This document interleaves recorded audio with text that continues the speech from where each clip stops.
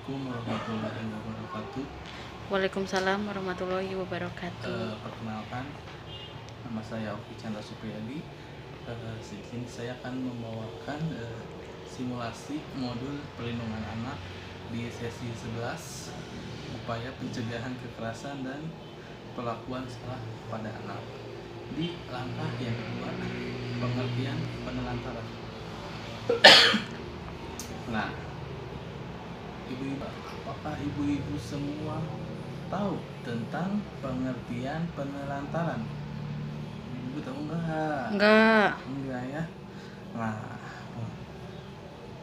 penelantaran itu secara singkat adalah pembiaran orang tua terhadap anak-anaknya atau sikap tidak peduli atau mengacuhkan atau tidak memberikan kasih sayang atau hak-hak anak-anak ibu semua, itu secara singkatnya.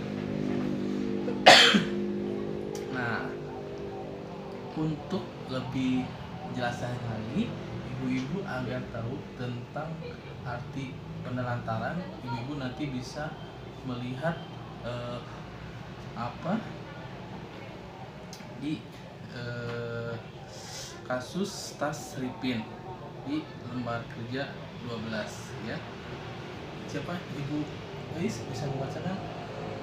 Kalau ibu Luis malunya belum lancar membaca, nggak apa-apa ibu.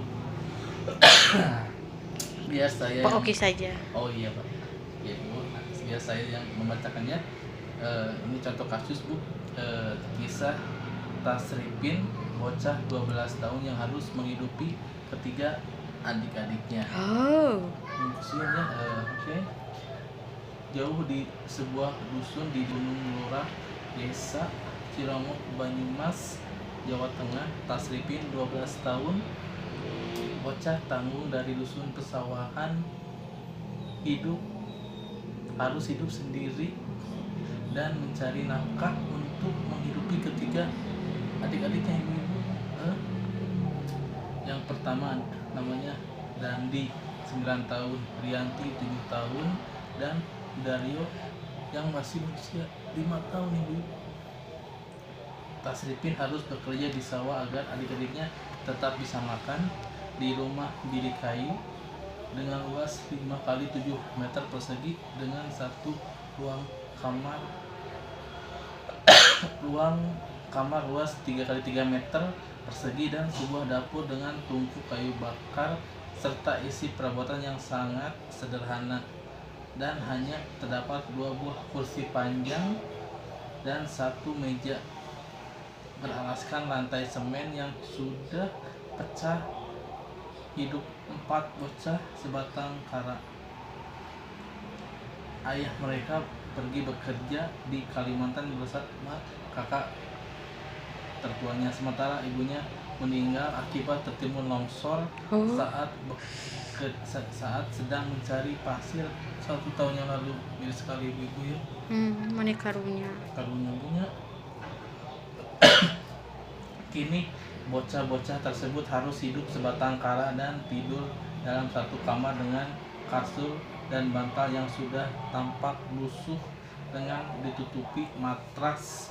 Ketiga adiknya sangat mengandalkan kakak kedua mereka, yaitu Tasripin, yang setiap hari harus bekerja di sawah dengan mencangkul, membersihkan sisa-sisa padi, serta menanam padi bersama warga desa pada saat masa tanam.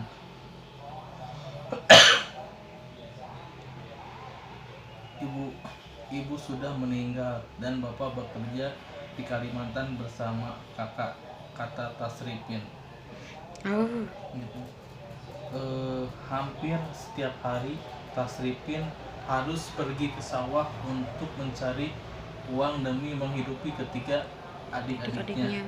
Para tetangga yang simpati dengan keadaan Tasripin pun kadang sering membantu memberikan nasi maupun lauk pauk bagi bocah-bocah tersebut. Tak jarang mereka hanya makan dengan nasi seadanya, namun nampak nikmat. Kalau berangkat ke sawah jam 7 pagi dan pulang jam 12 siang, kadang sehari dapat 30 sampai 40 ribu itu beli beras dan sayur, sisanya untuk jajan adik. Jelas bocah yang telah putus sekolah itu. Pagi sebelum dia berangkat ke sawah, Tasripin harus memasak nasi dan sayur untuk adik-adiknya. Selain memasak, dia juga harus mencuci pakaian, menyapu, serta memandikan adik-adiknya. Tapi bukan hanya sekedar memandikan dan memberikan makan untuk adik-adiknya. Dia pun bertanggung jawab terhadap akhlak adik-adiknya dengan mengajar adik-adiknya salat dan mengaji di musola depan rumahnya ibu-ibu.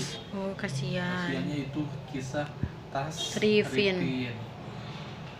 Bocah 12 tahun yang harus Menghidupi adik-adiknya. adik-adiknya ya sangat Ironis sekali. kita Indonesia sangat itu sayang lah, lebih kasihan sekali, prihatin dia seperti itu ibu-ibu. Nah ibu-ibu nih,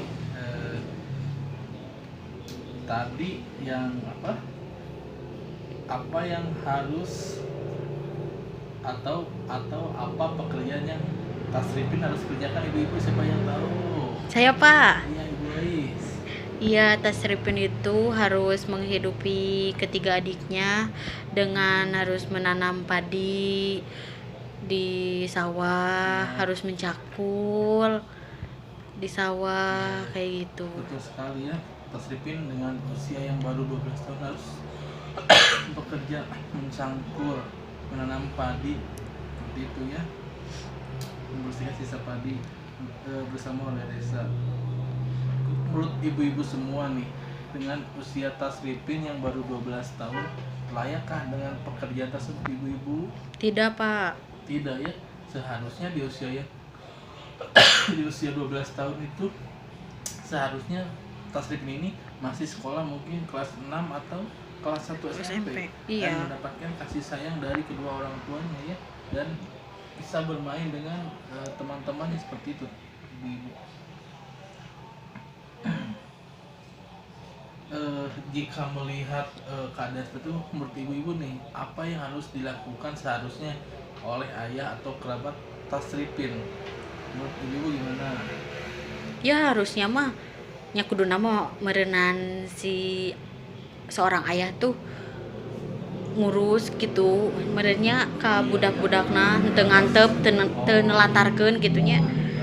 Jadi kan harusnya si ayah Tasripin itu membantu mendidik, merawat, dan mencukupi semua kebutuhan Tasripin beserta adik-adiknya ibu-ibu. Dan tentu saja harusnya kerabat ataupun saudara Tasripin membantu kehidupan Tasripin sehari-hari untuk memenuhi kebutuhannya ya. Jangan sampai hanya dia berpangku tangan saja atau hanya melihat saja tanpa memberikan bantuan, seperti itu ibu-ibu. Nah tadi kan jawaban dari ibu-ibu kan bisa saya udah tulis ya di kertas plano ini ya. Seperti itu ibu-ibu ya. Jadi luar biasa sekali ya perjuangan Tasripin ini ibu-ibu. Jadi kesimpulannya dari jawaban ibu-ibu semua ini, Tasripin dengan usia yang masih sangat muda yaitu 12 tahun harus bekerja mencangkul sawah bu, membersihkan sisa-sisa padi, harus menanam padi ketika musim tanam padi beserta warga desa setempat ya.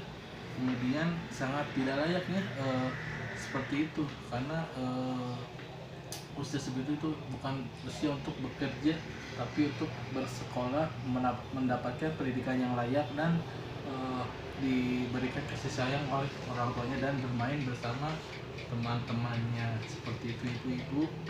Iya. Jadi kita bisa mengambil contoh dari kisah Tasripin ini. Jangan pernah menelantarkan anak-anak kita, sesulit apapun kondisi ekonomi kita, tetap harus memberikan yang terbaik untuk anak-anak kita, karena anak-anak kita ini adalah penerus kita, keluarga, dan insya Allah penerus bangsa dan negara. Tentunya penerus nanti berbakti juga ya untuk ibu bapaknya seperti itu. Nah, apa kita bisa melihat di flipchart tentang pengertian penelantaran. Ya bisa dibaca ya di sini, pengertian tidak dilakukannya kewajiban dan tanggung jawab orang tua atau pengasuh dalam memenuhi kebutuhan dasar anak baik fisik, psikis, rohani dan sosial ibu-ibu itu. Iya. Pengertian penelantaran. Nah, Iya, Pak. seperti itu ibu-ibu ya, kita hari ini belajar tentang penelantaran. Semoga ibu-ibu semoga bermanfaat ibu-ibu semua. Terima kasih atas waktu dan perhatiannya dari ibu-ibu semuanya. Wassalamualaikum warahmatullahi wabarakatuh.